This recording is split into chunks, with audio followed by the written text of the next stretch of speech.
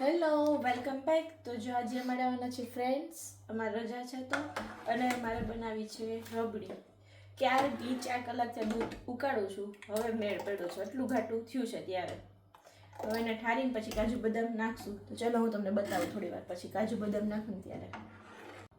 જો હું નાખી દઉં છું વેનીલા એસેન્સ થોડું, અને પછી આપણા ડ્રાયફ્રૂટ્સ ઢોળાઈ ગયા.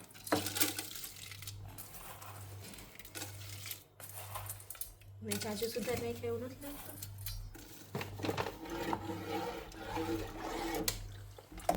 આટલા તો ઈ છે.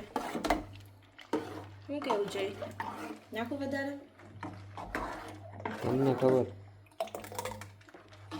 પછી દૂધ ને ઓછા થઈ જાય, ડ્રાયફ્રૂટ વધી જાય. થોડાક નાખું. ચલો તો તમને બતાવું મારી ફૂલ ડીશ.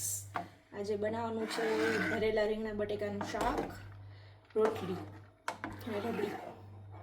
ચલો બતાવું તમને.